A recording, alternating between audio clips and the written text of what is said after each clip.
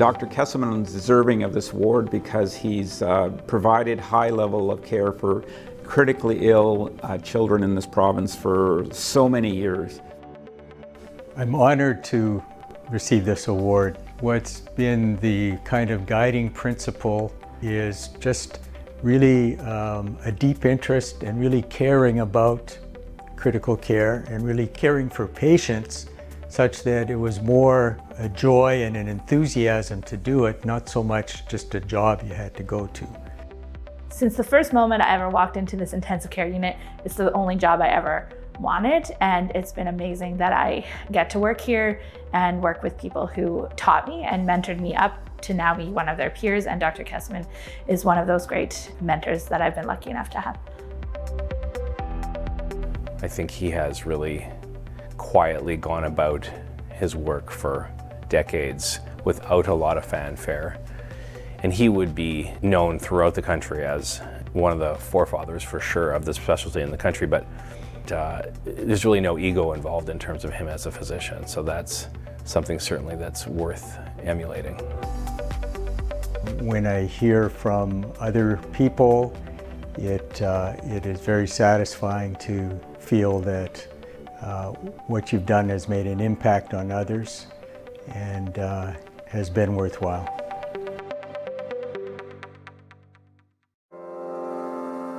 When we think of the pandemic response, we usually just think of nurses, doctors, healthcare aides. However, you have to remember that behind all of these people are laboratory services. There's a whole army of laboratory technologists and other scientists that have made this happen. In a time of crisis, they made it happen. Winning the Medal of Excellence Award has been a huge honor. We feel like we quietly operate in the background, and if we're doing our job properly, then you really don't think of us. I've been enormously impressed, not only how we've been able to respond and be creative, but also how they've managed to stay resilient through it. They've been fantastic to Manitoba, but they've also made an impact globally. What they've done in the last close to 2 years is close to a miracle. We have so many people that participate and that are part of our team. This is far larger than the three of us. It's important work that we do, and so it's really good to be part of that. None of it could have been done without the medical laboratory technologists, who are kind of the foundation of any lab. So the award is as much for them and the rest of the CADM team as us, really. It's important that people kind of appreciate what's going on in the background, and now that it's come into the foreground a little bit, I'm hoping that interest continues.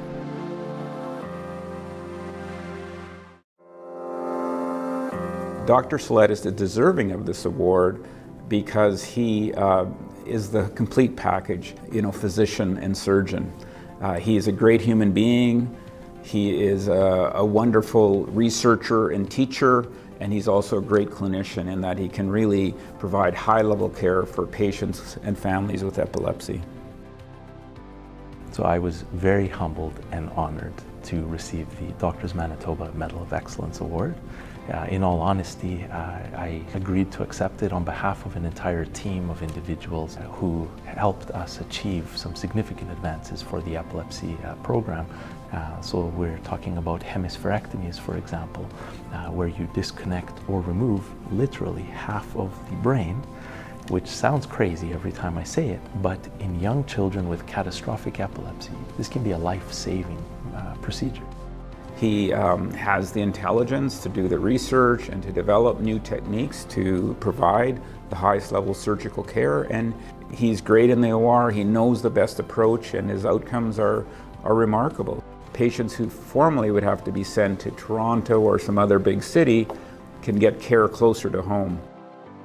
I'm very proud of what we achieved because there was nothing before this. I mean, there was no neurologist dedicated to epilepsy. There was no unit in which to study epilepsy. I'd love to see this program thrive, and I sincerely believe it can.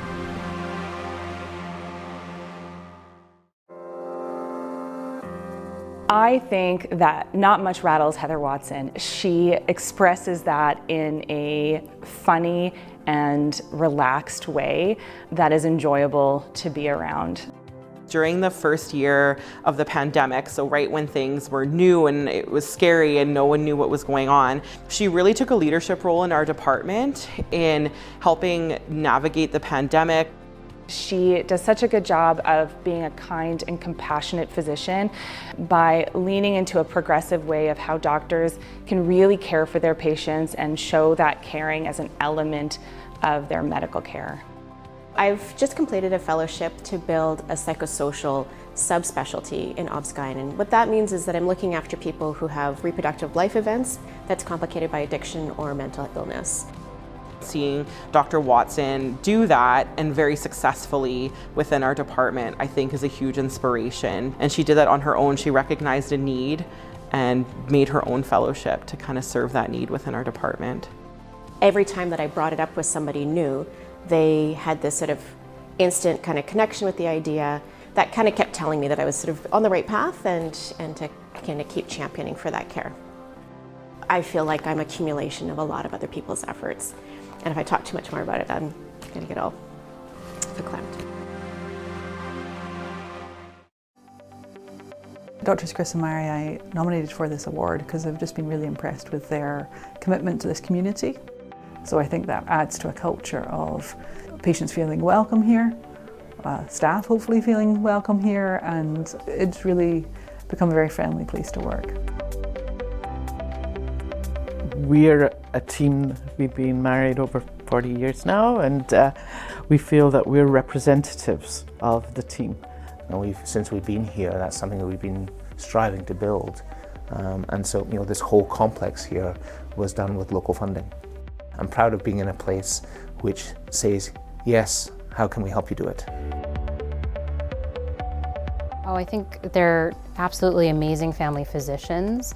I take care of a lot of patients that they take care of, and their patients are always singing their praises. The fact that they've built up this wonderful clinic in Niverville that's available to that community has likely improved the health outcomes of that community significantly. I think for me personally, seeing a good family doctor who cares so much about their patients inspires me to do better at my job as well. I think for us, looking forward and trying to find physicians, clinicians who will take this the next step. They've continued the idea of this being a community-owned resource for the community. Now our population's at 6,000. It's exciting, and I think I'm trying to work out what it's going to be like when we're 10,000 and 14,000. It feels like it's a great honor, and I'm glad that it highlights the work that's being done at the university in global public health. Marianne is a true team leader. She makes you very, very comfortable. The word humanitarian in the award itself signifies the work that Marianne has done. I have to thank my husband and my daughter because they have had a lot of meals without me and a lot of time when I travel. So most of what I'm doing in global health is in working to support governments. Working in those challenging systems where you are actually working towards strengthening of systems so that the work does not become a person-specific, but it gets institutionalized. It's really inspiring to see the work that is being done by the people we work with, by the community health workers we work with. It does inspire our own people, our own officials to do this kind of project and try to make a difference. I think it's just very, very commendable. If you can make a difference in Uttar Pradesh, you can make a difference in the world.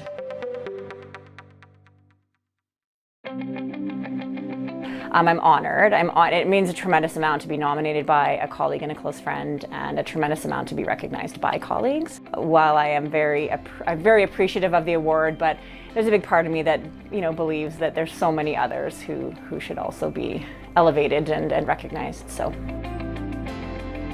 In the downtown Point Douglas area, there's a lot of community health centers. They'd been siloed for quite a while, and her openness and ability to work with other medical leaders and to work with the system helped improve care across the spectrum for that population. You know, this has been home for me for my entire professional career. The ongoing kind of longitudinal relationship with our site and knowing that this is a place where it is judgment-free.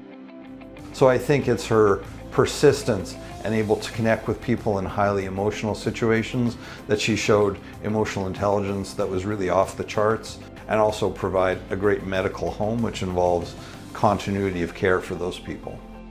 I think a big part of how we continue to provide that is by building trust, and that is the people here, right? It's the facility, it's the geographic location, but I think a big part of it is the people that we've had on our team. And I think the connection to the community has been tremendous and continues to be tremendous for the population that comes here.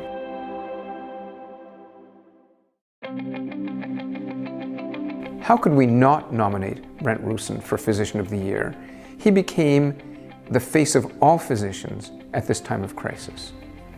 I'm sure Brent never imagined that every living, breathing moment of his life would be consumed by COVID-19 and our response to COVID-19. Essentially, all I've known is a pandemic response. And so I'm really looking forward to getting back with that team and pushing forward a lot of public health responses to so many different issues, that concept of health in all policies. You know, he's been the most dedicated physician I can think of. He was there for months, 7 days a week, and he was on camera for months, 7 days a week at the ledge. I think Brent has been given an impossible task to make the impossible possible, and he's been able to do it. It's very, very humbling. I think everyone here understands that it's much, much more than me. And so I want to say thanks to everyone who's played a role in this, and to all Manitobans for stepping up.